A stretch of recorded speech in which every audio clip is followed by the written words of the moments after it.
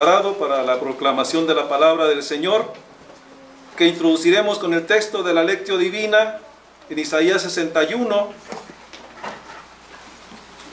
los dos capítulos 61 y 62, iniciando en el primer versículo del 61. Isaías 61 y leeremos también el 62.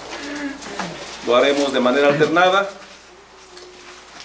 Dice así la Escritura: El Espíritu de Jehová el Señor está sobre mí, porque me ungió Jehová, me ha enviado a predicar buenas nuevas a los abatidos, a vendar a los quebrantados de corazón, a publicar libertad a los cautivos y a los presos apertura de cárcel.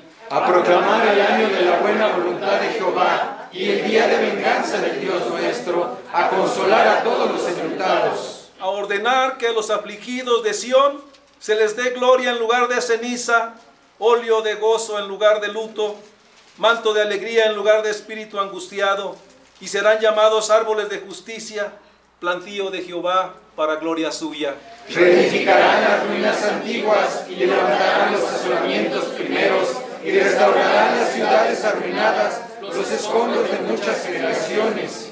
Y extranjeros apacentarán vuestras ovejas, y los extraños serán vuestros labradores y vuestros viñadores. Y vosotros seréis llamados sacerdotes de Jehová, ministros de nuestro Dios seréis llamados, comeréis las riquezas de las naciones, y con su gloria seréis sublimes. En lugar de vuestra doble confusión y de vuestra deshonra, os alabarán en sus heredades, por lo cual en sus tierras poseerán doble honra y tendrán perpetuo gozo. Porque yo Jehová soy amante del derecho, aborrecedor del latrocinio para holocausto. Por tanto, afirmaré verdad sobre su obra y haré con ellos pacto perpetuo. Y la descendencia de ellos será conocida entre las naciones, y sus renuevos en medio de los pueblos.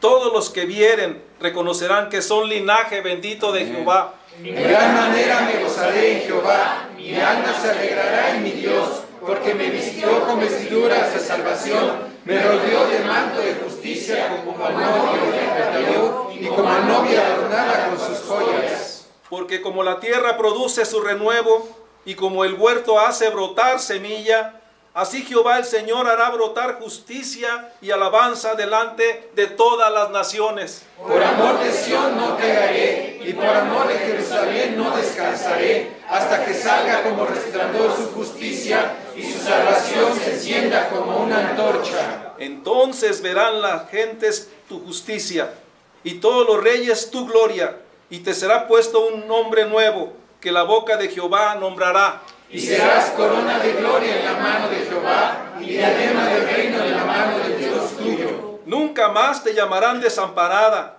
ni tu tierra se dirá más desolada, sino que serás llamada Efsiba, y tu tierra Beula, porque el amor de Jehová estará en ti, y tu tierra será desposada. Pues como el joven se desposa con la virgen, se desposarán contigo tus hijos, y con el gozo del esposo con la esposa, así se gozará contigo el Dios tuyo.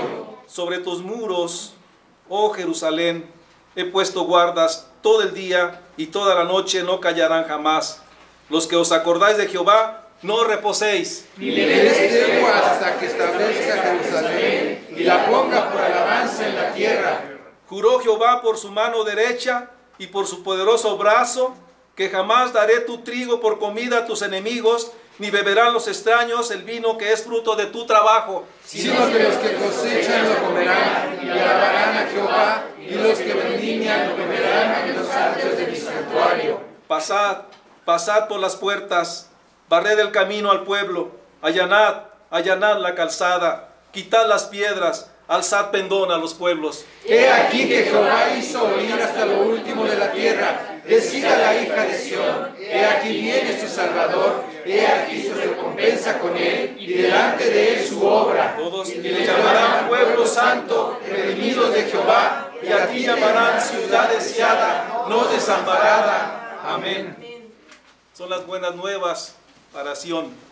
Vamos a dar respuesta a esta lectura y lo vamos a hacer con el himno número 179. Jesús yo he prometido. Este himno, como el que sigue después de la predicación, lo dirige el hermano Corona. Sí, solamente para hacer una indicación, hermanos. Generalmente cantamos la mitad de la estrofa como si ya concluyéramos el canto, porque dice: Jehová, Jesús, yo he prometido servirte con amor, concédeme tu gracia. Y muchos y la mayoría cantan: concédeme tu, y no es así, no es conclusiva esa parte, ¿sí? Entonces, por favor, sí, a ver si pueden escucharme para que se corrija esa parte, porque generalmente se canta equivocadamente. Gracias. Por favor, denme la introducción, gracias. ¿Tocamos el primer sistema? Sí. Introducción. No. La introducción. Jesús, yo prometí. Sí, denme esa introducción, por favor. Dice,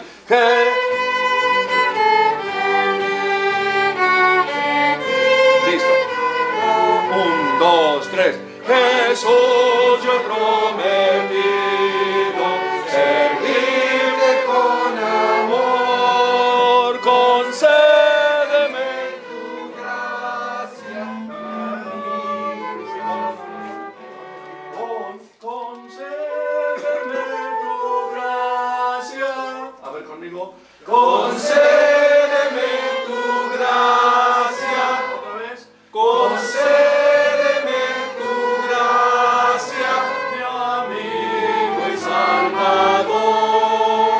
No temeré la lucha si tú a mi lado estás, ni perderé el camino si tú guiando vas.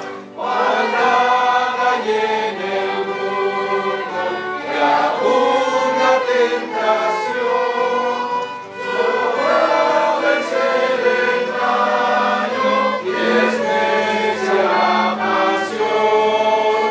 Ven tú, Jesús, más cerca, mostrando tu piedad, y escucha el alma mía de toda iniquidad.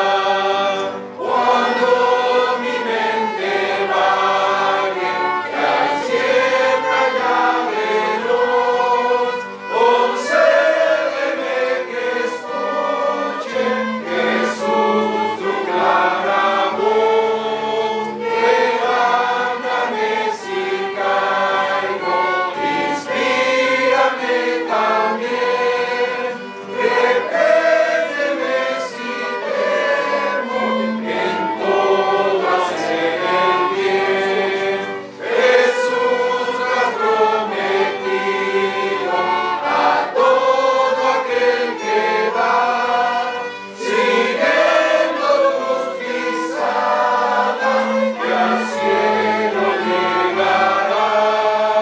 Sosténme en el camino y al fin con dulce amor trasládame a tu gloria, mi amigo y salvador. Gracias.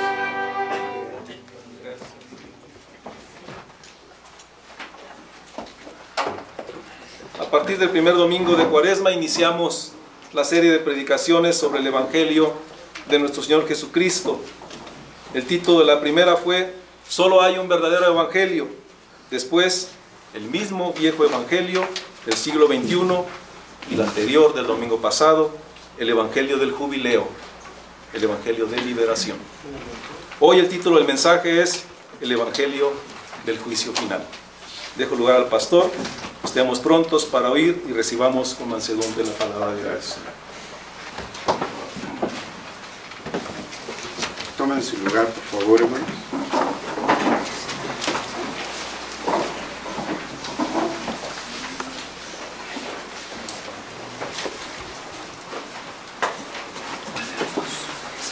Bueno, ¿cómo está el audio por allá?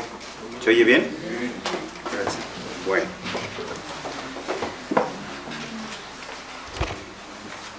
Estamos pues ya en el quinto domingo de Cuaresma. La Iglesia Presbiteriana siendo una iglesia reformada que se distingue por su fidelidad a la iglesia apostólica y esta a su vez a la iglesia patrística y esta a la vez a la iglesia apostólica y estas a la vez a las escrituras. Por tanto, no podemos pasar por alto nosotros esta noble tradición reformada. En esta ocasión vamos a leer un pasaje de la vida de Cristo que se refiere a la predicación de su primer sermón en la sinagoga de Nazaret.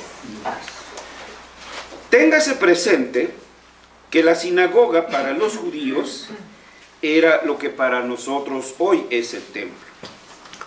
Las sinagogas aparecieron después que los judíos fueron esparcidos por todo el mundo. No eran lugares de sacrificios como en el antiguo templo de Jerusalén, sino centros de reunión para el estudio de la ley de Dios.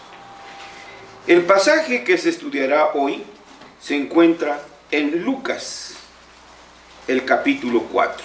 Así que vamos hacia el Evangelio según San Lucas y nos detenemos en el capítulo 4.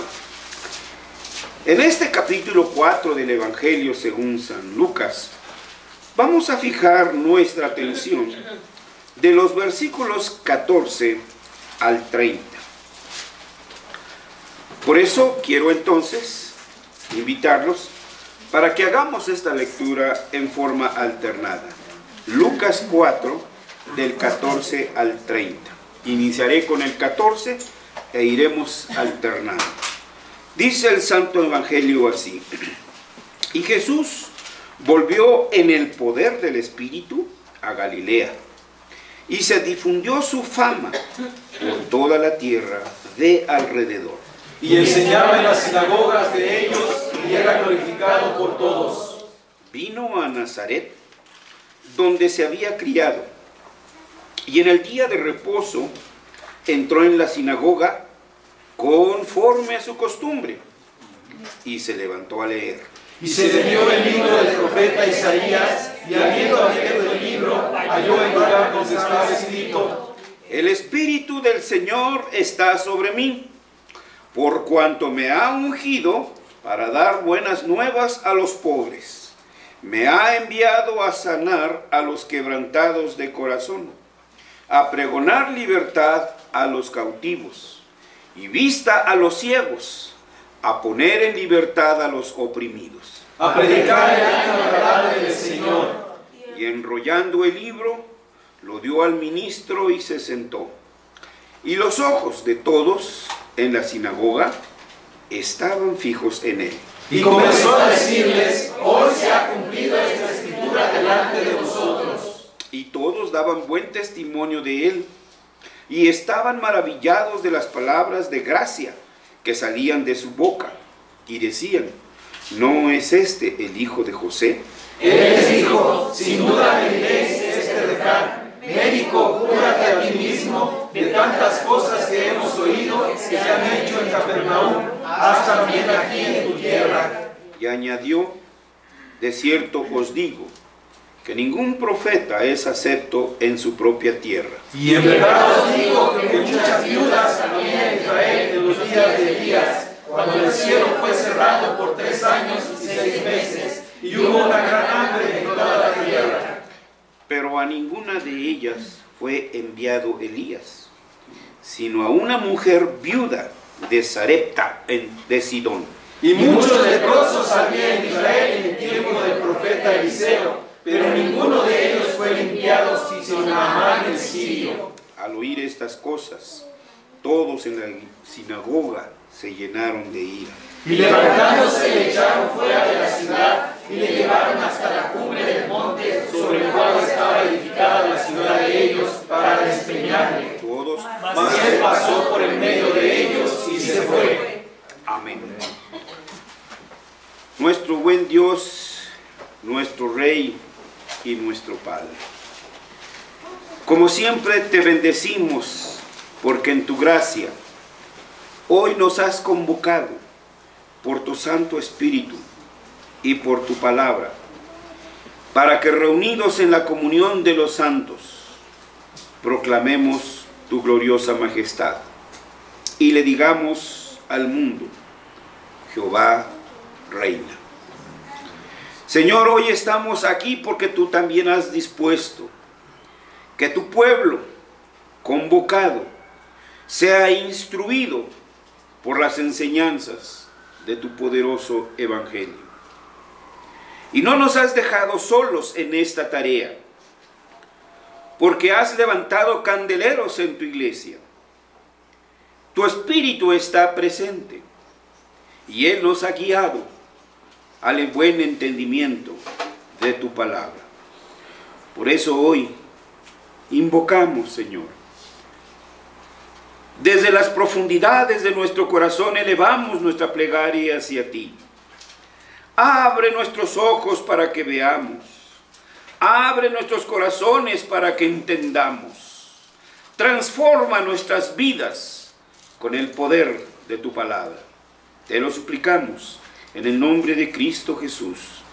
Amén. Amén. Decíamos entonces que hoy vamos a ver precisamente este pasaje del llamado primer sermón del Señor en su tierra. Y vamos a ver primeramente el argumento histórico de los acontecimientos.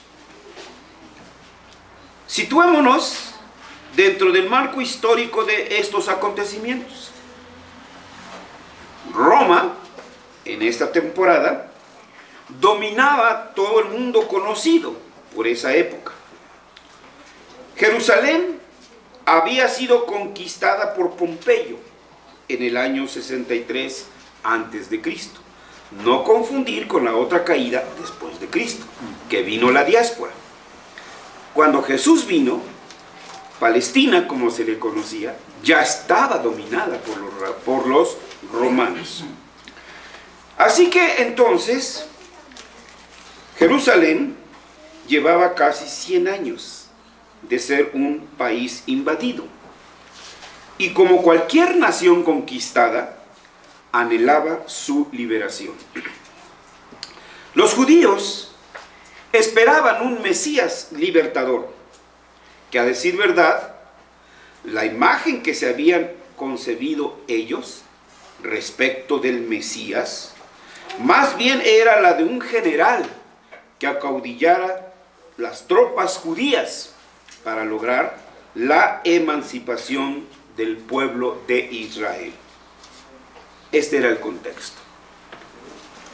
Jesús estaba iniciando su ministerio, y precisamente en las sinagogas de Galilea. Los versículos 14 y 15, como leímos, dice: y Jesús volvió en el poder del Espíritu a Galilea, y se difundió su fama por toda la tierra de alrededor, y enseñaba en las sinagogas de ellos, y era glorificado por todos. Israel estaba dividido en 3 regiones: la región sur, Judea; la región central, Samaria; y la región final, Galilea. Él venía del norte hacia abajo, hasta llegar a Samaria, donde estaba Nazaret. Su fama entonces de lo que él había hecho en el norte, en Galilea, había ya trascendido, y ya él era conocido. Estos 2 versículos entonces señalan que la fama de Jesús como maestro se había difundido por todo ese territorio norteño. Ahora, ¿a qué se debía la popularidad de Jesús? ¿Y qué es lo que enseñaba? Jesús simplemente desenterró las Escrituras, que ya habían sido sustituidas por un fárrago de tradiciones inventadas por los sacerdotes e intérpretes de la ley. Por ejemplo, el domingo La señora no podía llevar una sartén más allá de no sé cuántos metros. Pongámosle, no sé, 90 centímetros, y después de eso ya era un trabajo y ya no estaba permitido. Y así cositas por el estilo. Ciertamente, en las sinagogas se leían las escrituras, pues escuchamos que le fue dado el rollo a nuestro Señor Jesucristo y lo leyó. Sí se leían las escrituras, pero no eran explicadas. O sea, no había una exégesis sana de ellas, como lamentablemente hoy en día en muchos púlpitos. Solo se lee, y es un comentario personal del expositor.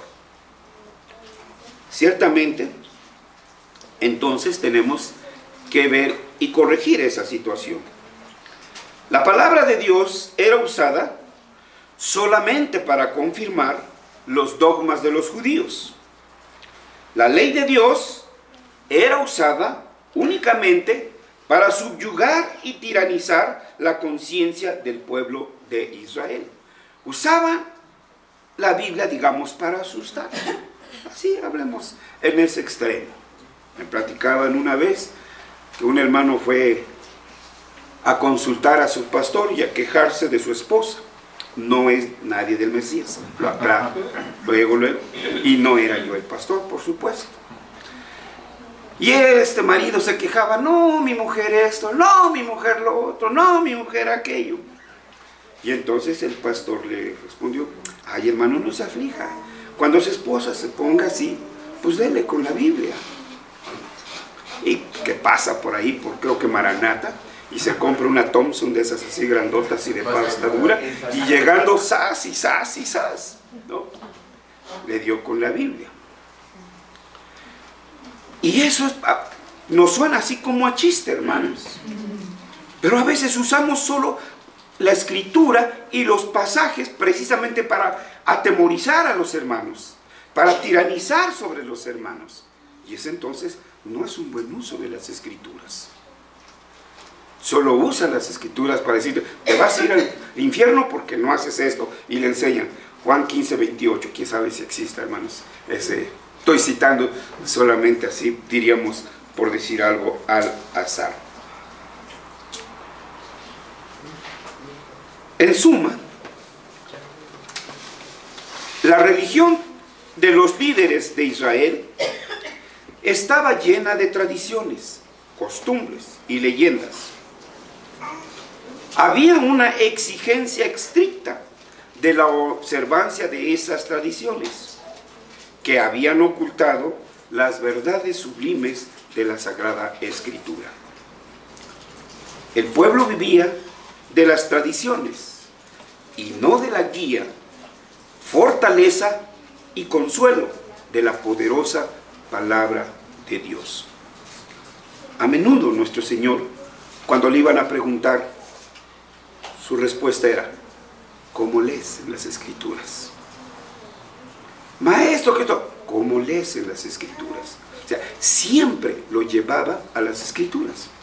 Ahora, ¿cuál fue la acusación de los líderes de Israel contra el maestro? Este hombre no respeta las tradiciones de los ancianos. Entonces no eran las Escrituras, eran las tradiciones.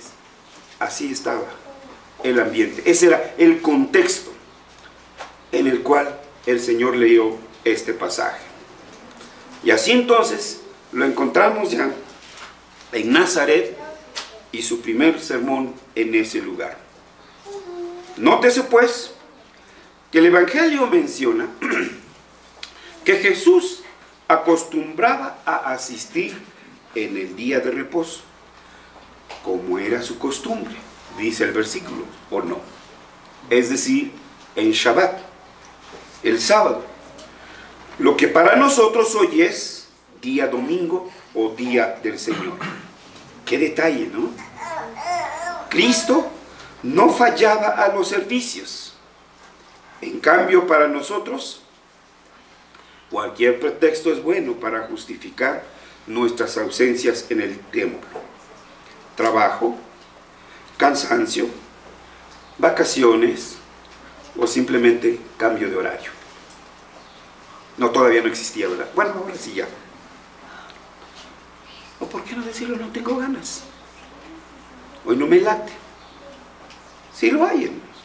Vaya insolencia de nosotros, hermanos. Cualquier pretexto puede ser justificante para nosotros.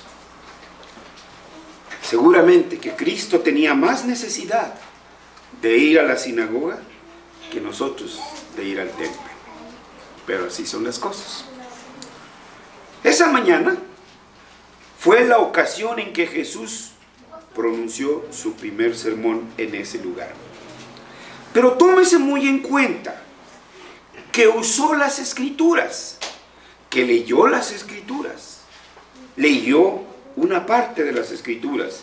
Dice el escritor sagrado que tomó el rollo de Isaías, el libro de Isaías, y no se concentró en los libros de Israel, el Mishnah y la Midrash.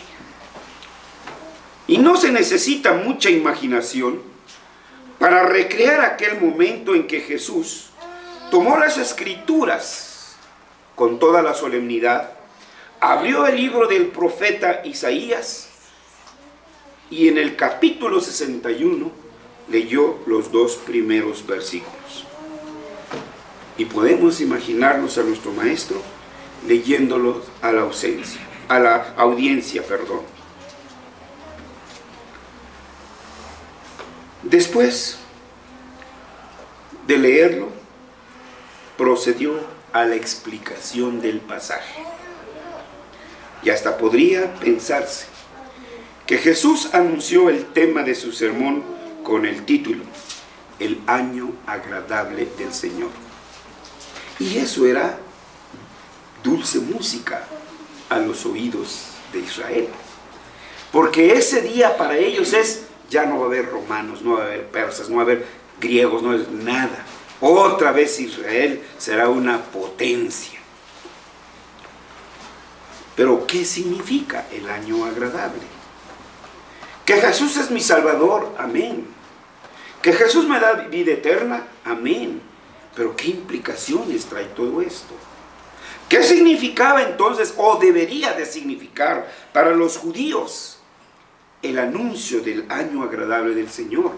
Como debe de significarlo también para nosotros. Para tener una correcta apreciación del significado de esta frase, primero investiguemos el origen de la palabra agradable que leemos aquí en el texto del Evangelio.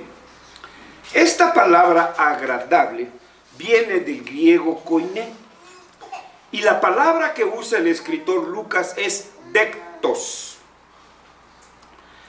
Españolizado le decimos dektos. ¿Por qué? Para nosotros las palabras terminadas en N, S vocal llevan acento, son palabras agudas. Pero es griego, hermanos, no es español. Entonces es dektos. Y algunos textos por ahí le ponen dektos, pero es dektos. Ahora, es el significado. ¿Significa dektos agradable? Sí. Pero, aquí está. Y esto es lo que debemos de investigar. Pero esta misma palabra dektos tiene otras acepciones que no podemos ignorar. Por ejemplo, el versículo 24. Leamos. Y añadió, de cierto os digo, que ningún profeta es acepto en su propia tierra. Pues esa palabra agradable, la palabra griega es dektos. Y esta palabra acepto, la palabra griega es dektos. Tanto para agradable como para acepto es la misma palabra griega, dektos. Entonces, la palabra dektos significa agradable, pero también significa aceptable. Ahora es el tiempo de que Dios nos acepta. Por consiguiente, la palabra dektos puede traducirse como agradable o aceptable.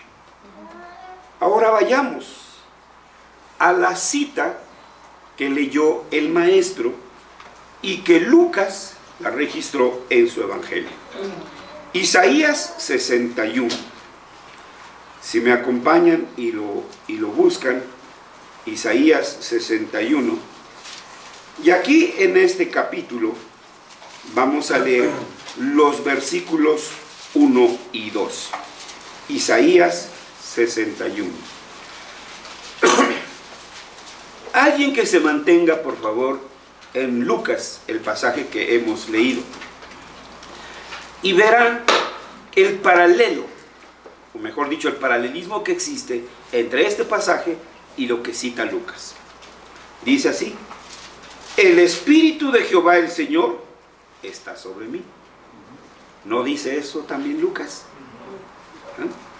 Porque me ungió Jehová, me ha enviado a predicar buenas nuevas a los abatidos, a vendar a los quebrantados de corazón, a publicar libertad a los cautivos y a los presos apertura de la cárcel. Cuánto gusto le hubiera dado al Chapo, ¿verdad? A proclamar el año nuevo de la buena voluntad de Jehová y el día de la venganza del Dios nuestro, a consolar a todos los enlutados. Es casi lo mismo en el versículo 18. El Espíritu del Señor está sobre mí, por cuanto me ha ungido para dar buenas nuevas a los pobres. Me ha enviado a sanar a los quebrantados de corazón, a pregonar la libertad de los cautivos, etc. Entonces, ¿ven el paralelismo? El Señor usó o leyó ese pasaje. El año agradable del Señor, en la frase de Isaías, es el año de la buena voluntad de Jehová.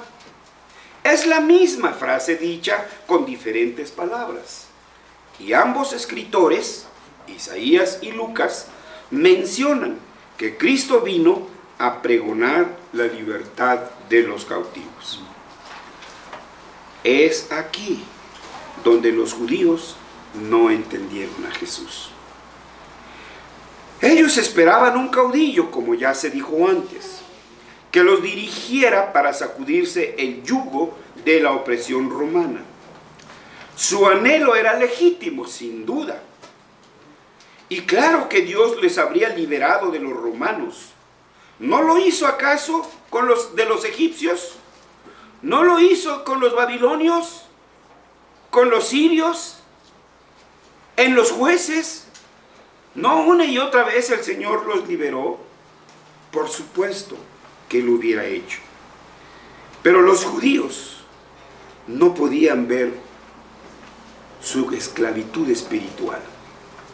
Solo veían sus carencias, solo veían su cautiverio, pero no veían su condición espiritual. Su fe en Dios ya no dependía de las escrituras, ahora dependía del melate o del rascahuele. No veían las promesas del Señor. Estaban engrillados a las tradiciones y a las leyendas de sus líderes religiosos. No pudieron ver que Cristo vino a liberarlos de las mentiras religiosas de los fariseos. Una y otra vez el Señor lo reiteró. Por ejemplo, Juan 8:32.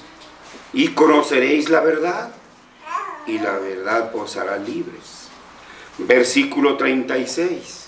Así que si el Hijo os libertare, seréis verdaderamente libres. De manera que Cristo nos libera de los ritos ceremoniales para darnos libre acceso a Dios. No necesitamos ya más ritos, ni penitencias, ni escapularios, ni no sé cuántas otras cosas para acercarnos a Dios. Solo necesitamos a Cristo. Él es el único mediador. Él mismo dijo en otra parte: no se turbe vuestro corazón. Confiad en Dios y confiad en mí.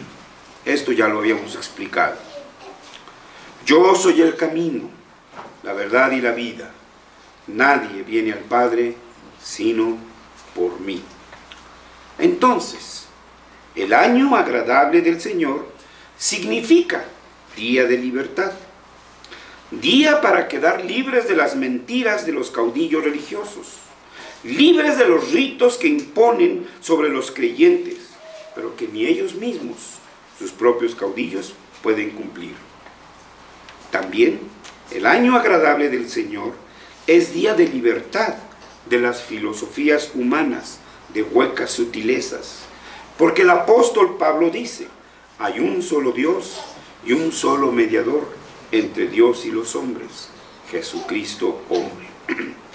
Así que entonces, el año agradable del Señor significa también día de salvación.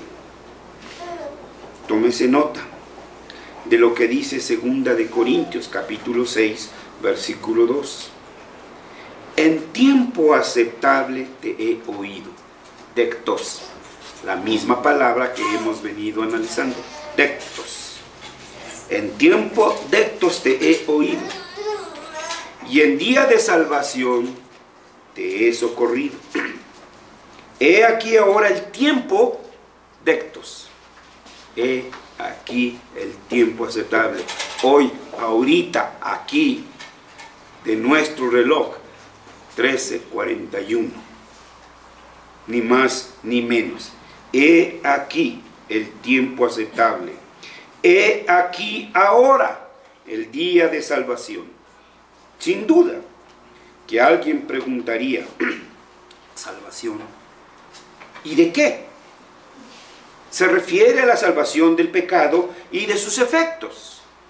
Y como ya hemos ponderado y lo seguiremos reiterando en otras ocasiones, no es solamente el pecado moral de robar, de mentir, de fornicar, pecados deplorables delante del Señor, que sí serán castigados por el Señor.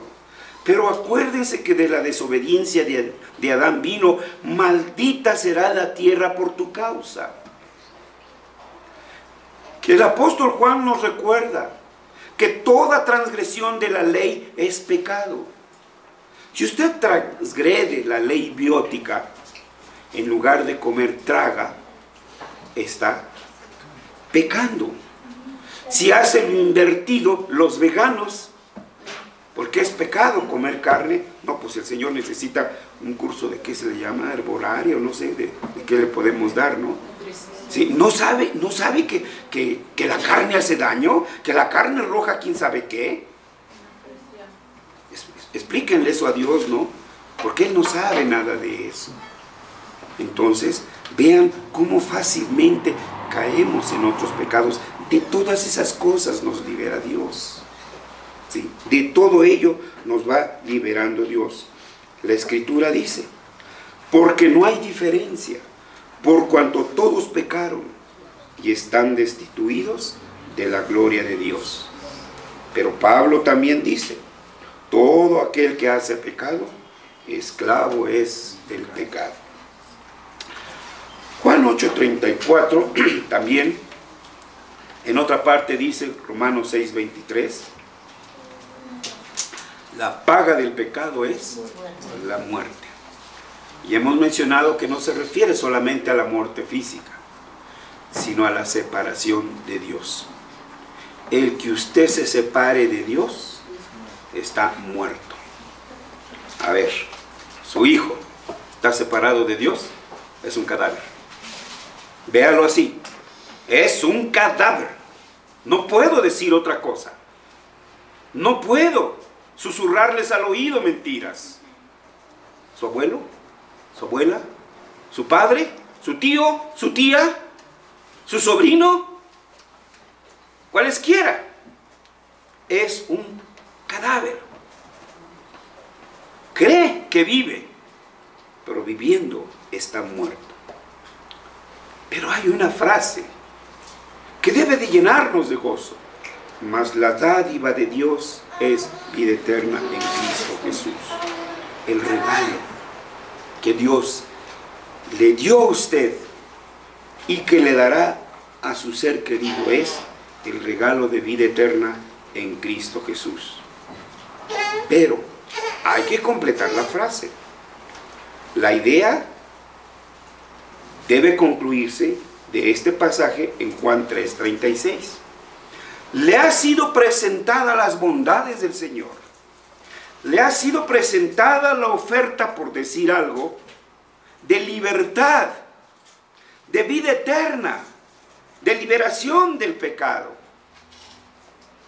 Pero termina este capítulo 3 de Juan: el que cree en el Hijo tiene la vida eterna, pero el que rehúsa a creer en el Hijo no verá la vida, sino que la ira de Dios está sobre él. Como esa mitología, ¿no? La espada de Damocles, ¿se acuerdan? Que está ahí colgando y que en un momento cae y ¡pam! Así está la ira de Dios sobre la cabeza de ellos, la espada de Damocles, que en algún momento caerá y el juicio de Dios se manifestará.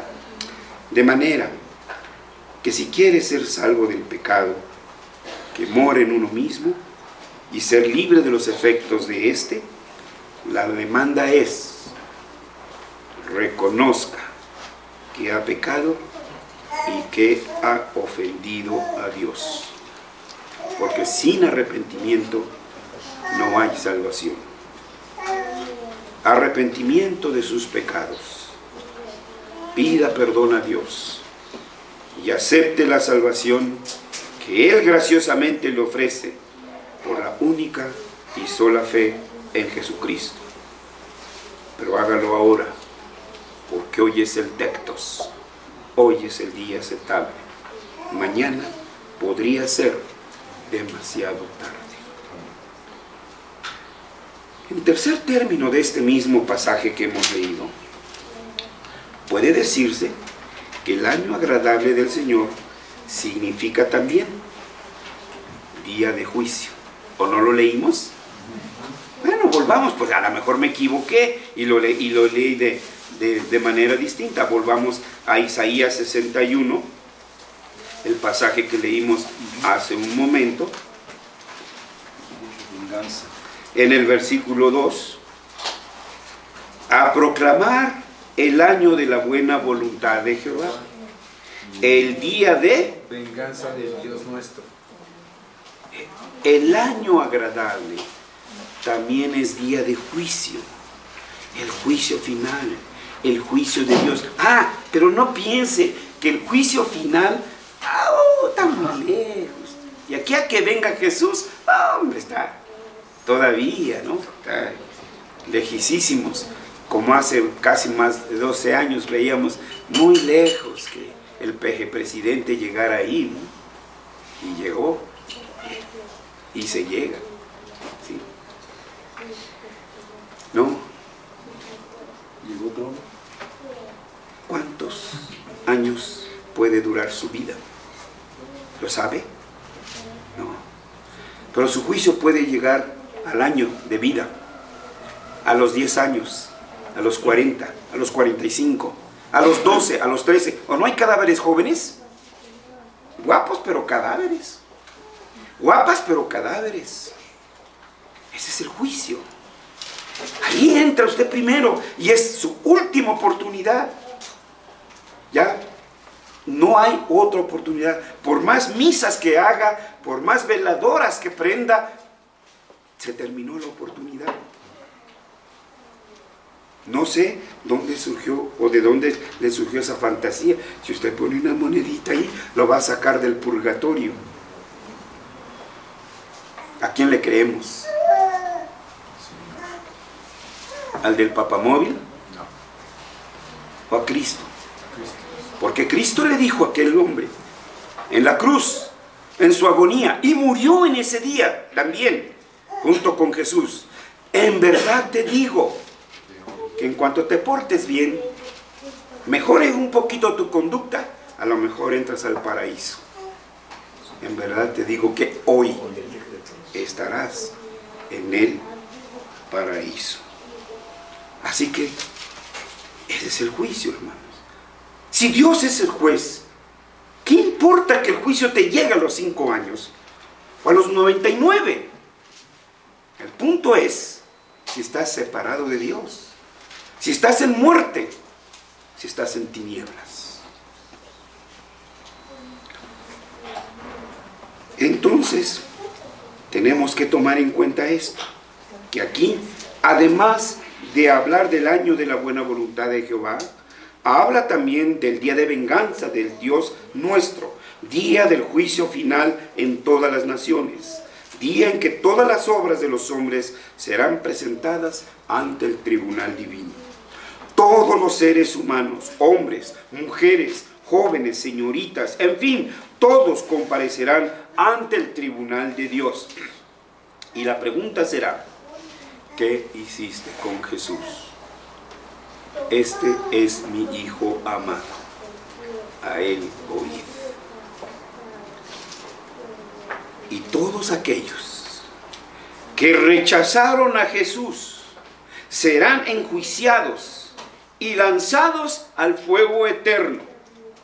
Y en este punto, tal vez algunos se atrevieran a decir que Dios es injusto al enviarlos al infierno. Pero recuérdese que el mismo Dios que habla del juicio final es el mismo Dios que dice, hoy es el día. Es el día del Dectos. Hoy te estoy aceptando. Hoy te ofrezco mi aceptación. Y si usted rechaza esa salvación, entonces usted mismo está firmando su sentencia. En suma, el año agradable del Señor significa día de libertad, día de salvación y día de juicio. ¿Qué es para usted? Día de libertad, amén. Día de salvación, amén. Día del juicio, bueno, seguiremos orando por usted para que tal vez Dios tenga misericordia y abra sus ojos, porque el juicio es cierto e inexorablemente llegará. Y así entonces llegamos al clímax del sermón. El Señor les anunció a los judíos el año agradable del Señor. ¿Cuál fue la respuesta del pueblo judío? El versículo 18 dice, 28, que todos en la sinagoga se llenaron de ira. ¿Cómo reacciona su hijo, su tío, su sobrino, su sobrina cuando le habla de Cristo?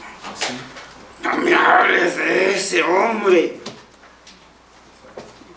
Sigue siendo lo mismo, hermanos. Y lo sacaron de la ciudad para arrojarlo al abismo. Hoy sacamos a Cristo de nuestras vidas y lo arrojamos fuera porque nos han lavado el coco de que somos autónomos. Sé tú mismo. Nos han lavado el coco también para que valoremos nuestra autoestima. Los judíos se habían acuñado a sí mismos una imagen del Mesías. En otras palabras, inventaron su propio Mesías, inventaron su propio camino, inventaron su propio método de salvación. Qué triste. Pero aún hoy en día, los hombres han inventado a sí mismos caminos de salvación. Y ellos mismos han construido veredas y atajos para, según ellos, llegar a Dios.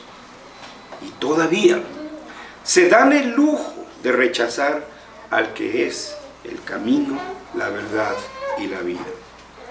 Y aun cuando la Escritura es muy clara, cuando dice, y en ningún otro hay salvación, porque no hay otro nombre bajo el cielo dado a los hombres en que podamos ser salvos. El que cree en el Hijo tiene la vida eterna. Pero el que rehúsa creer en el Hijo no verá la vida, sino que la ira de Dios está sobre él. En conclusión, hoy Cristo sigue predicando el mismo sermón, el año agradable del Señor, es decir, el día de libertad. Conozca la verdad y libérese de ritos y leyendas y filosofías. Pero busque la verdad en Dios, no en los hombres. Cristo anuncia el día de salvación y hoy es el día de salvación. No rechace el perdón que hoy, aquí y ahora le está ofreciendo por la sola fe en su Hijo Jesucristo.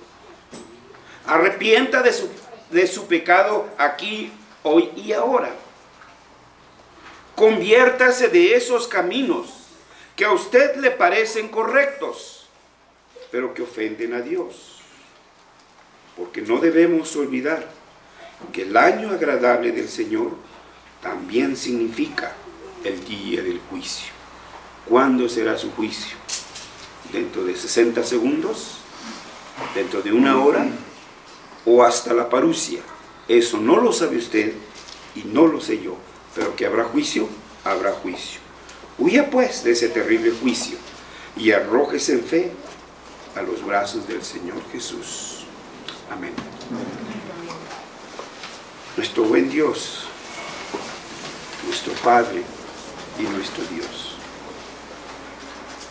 No cabe nuestro corazón en nosotros mismos de la inmensa gratitud que tenemos para contigo, Señor, por haber abierto nuestros ojos, por habernos conducido con tu Espíritu por los senderos de la verdad, hasta llegar a la cruz del Calvario y ver al Cristo crucificado y ahí todos nuestros pecados y ver sus brazos extendidos hacia nosotros. Venid a mí todos los que estáis trabajados y cargados y yo os haré descansar. Gracias, Señor, por aquel feliz momento que la ley y tu palabra nos llevaron a tu Hijo Jesucristo. Amén, Señor, amén. Pero nuestro corazón está desgarrado, Señor, porque los nuestros, los que amamos, son rebeldes. No quieren escuchar tu voz. Y, Señor, por ellos es nuestra ternura, por ellos es nuestra plegaria. Abre sus ojos, ten misericordia de ellos, para que sean llevados a Jesús como su único Salvador, en quien oramos. Amén. Dios les bendiga.